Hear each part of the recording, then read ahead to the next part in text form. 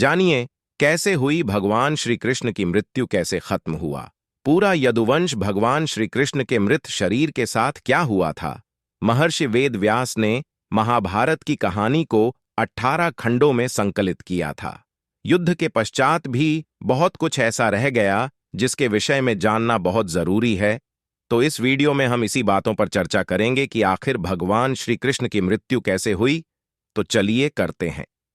Video की शुरुआत 18 दिन चले महाभारत के युद्ध में रक्तपात के सिवाय कुछ हासिल नहीं हुआ। इस युद्ध में कौरवों के समस्त कुल का नाश हुआ। साथ ही पांचों पांडवों को छोड़कर पांडे कुल के अधिकांश लोग मारे गए। लेकिन इस युद्ध के कारण युद्ध के पश्चात एक और वंश का खात्मा हो गया।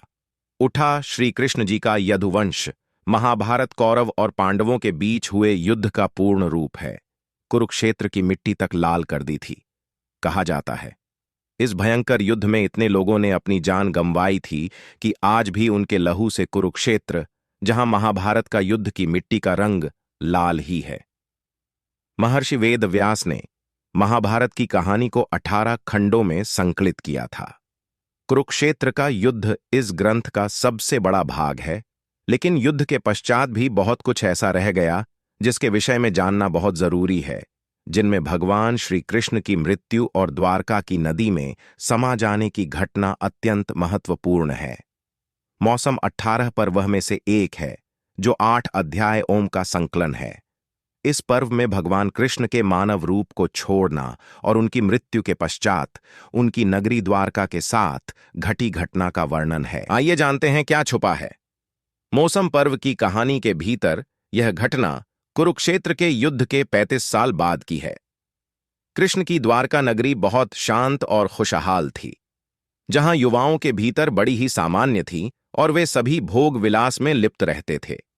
एक बार कृष्ण के पुत्र शांबा को एक शरारत सूझी स्त्री का वेश लेकर वह अपने दोस्तों के साथ आर्षि, विश्वामित्र, दुर्वासा, वशिष्ठ और नारद से मिलने गया।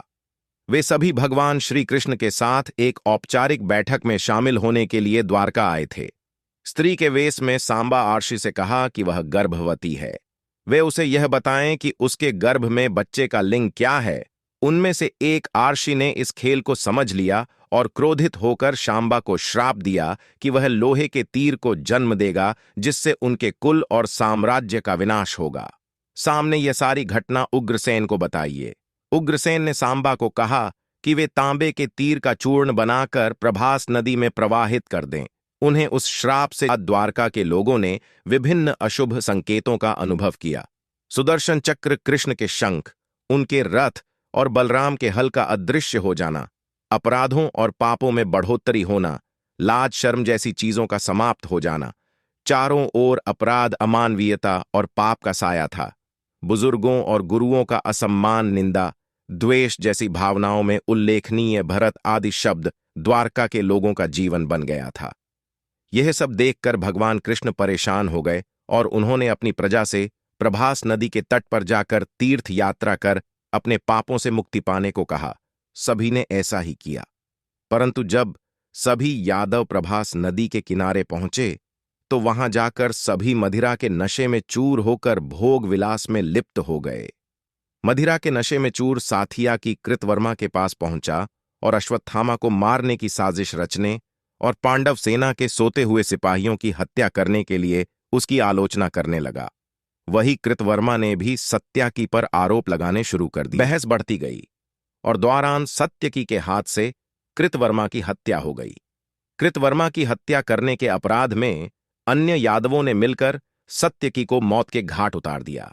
जब कृष्ण को इस बात का पता चला तो वहां पर प्रकट हुए और घास को हाथ में उठा लिया।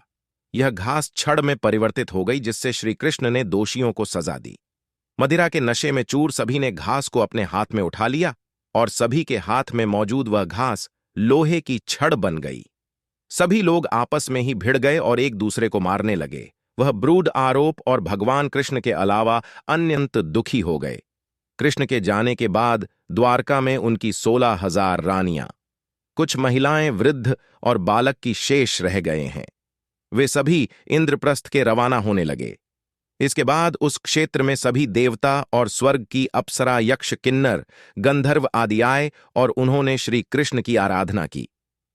आराधना के बाद श्री कृष्ण ने अपने नेत्र बंद कर लिए और बेशक शरीर ही अपने धाम को लौट गए। महाभारत युद्ध की समाप्ति के बाद जब युधिष्ठिर का राज तिलक हो रहा था, तब कौरवों की माता गांधारी ने महाभारत युद्ध के लिए श्री कृष्ण को दोषी ठहराते हुए श्राप दिया कि जिस प्रकार कौरवों के वंश का नाश हुआ है, ठीक उसी प्रकार यदुवंश का विनाश होगा। वीडियो को लाइक कर चैनल को सब्सक्राइब जरूर कीजिएगा। कमेंट में जय श्री कृष्ण जरूर